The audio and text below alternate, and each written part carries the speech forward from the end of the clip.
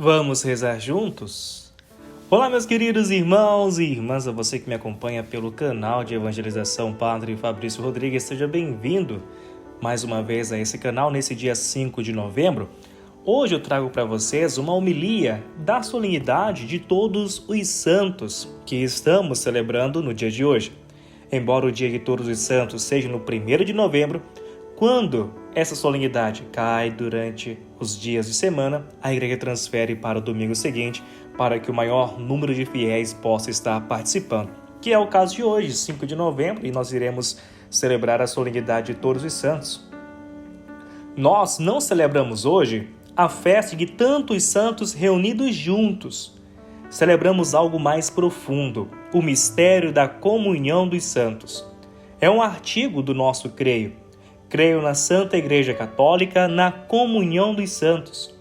Todos os santos, isto é, os redimidos por Cristo, que viveram antes de nós, a partir de Maria, formam uma comunhão, uma unidade. São um corpo glorificado de Cristo, a Igreja dos Bem-aventurados. Mas, de maneira diferente, eles estão em comunhão também conosco. Não os une conosco, mas a fé e a esperança. Essas duas coisas já passaram para eles. Une-os, porém, a caridade que nunca cessará. A caridade entendida como amor do seu e nosso único Pai, do único Redentor e do único Espírito. E a caridade entendida como o segundo mandamento, que os torna solidários e solícitos conosco.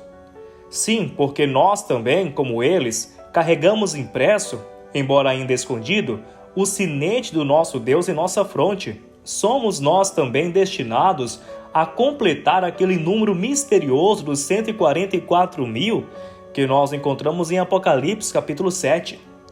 Por essa profunda unidade, nós devemos nos sentir hoje próximos de todos os santos que, antes de nós, creram em tudo aquilo que nós cremos, esperamos aquilo que nós esperamos, sofreram aquilo que nós sofremos. São nossos irmãos e amigos. Pedro é meu irmão, Paulo é meu irmão. Assim, Francisco de Assis também é o nosso irmão. Assim, Inácio. E assim todos os santos.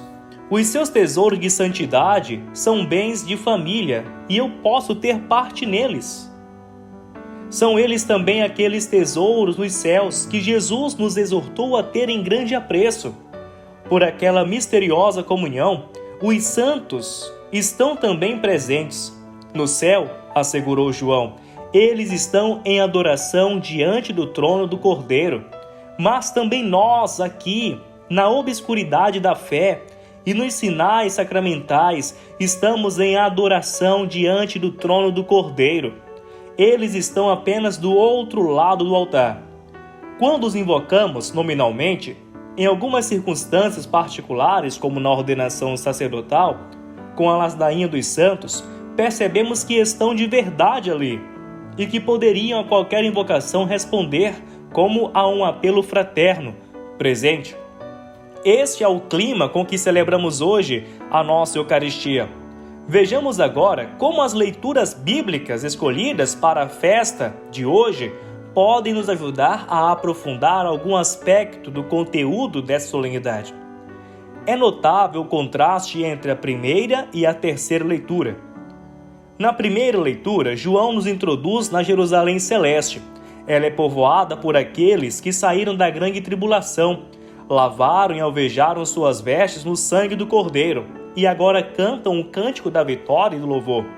A salvação, dizem, e a santidade que conseguimos pertence ao nosso Deus e ao Cordeiro.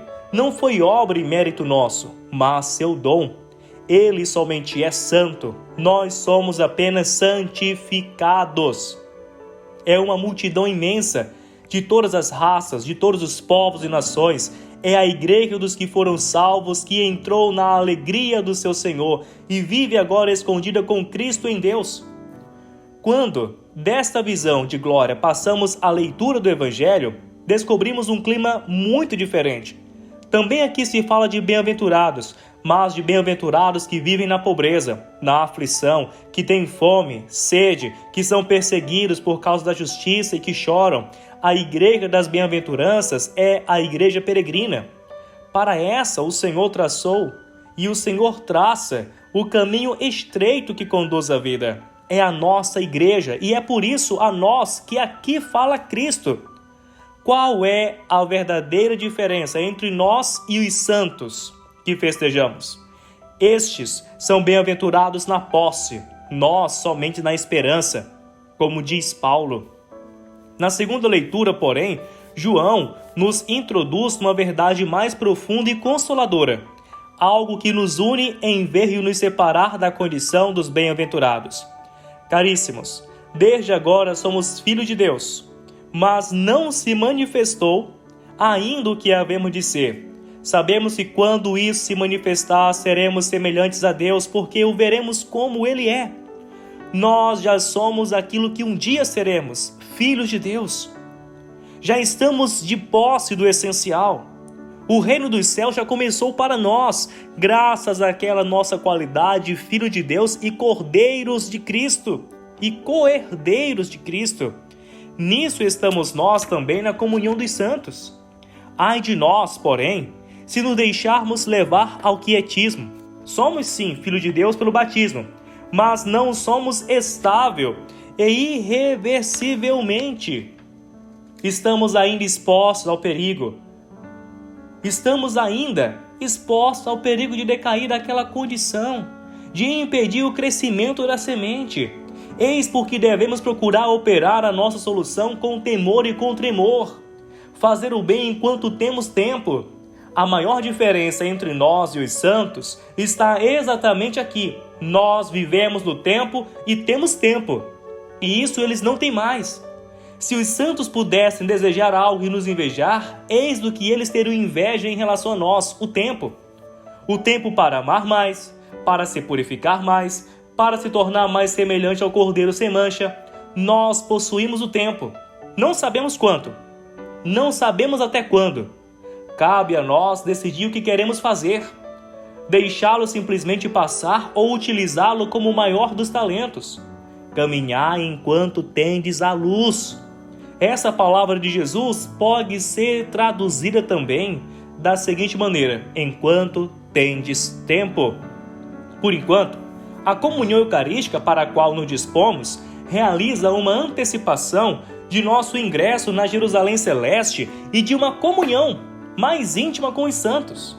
Bem-aventurados aqueles entre nós, e esperamos todos que serão convidados àquela outra ceia do Senhor, aquele que Ele se dará aos seus eleitos sem véu, nem símbolos, mas face a face. É isso que nós estamos celebrando, meus queridos, no dia de hoje. Mas eu quero aproveitar também para lembrá-los que o dia 5 de novembro é o dia da festa das Sagradas Relíquias. Dia 5 de novembro, festa das Sagradas Relíquias.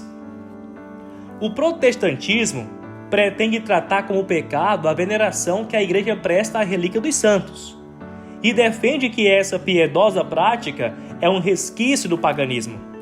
Mas sabemos que isso não é verdade. O Concílio de Trento, ao contrário, decidiu que os corpos dos mártires e outros santos, que eram membros vivos de Jesus Cristo e templos do Espírito Santo, devem ser honrados pelos fiéis. Essa decisão se baseou no costume estabelecido desde os primeiros tempos da Igreja e sobre o ensinamento dos santos padres e concílios. O Concílio de Trento ordena, contudo, que se deve evitar com cuidado todo e qualquer abuso dessa devoção e proíbe que quaisquer relíquias sejam expostas sem aprovação dos bispos e recomenda que esses prelados instruam fielmente o povo na doutrina da igreja sobre o assunto.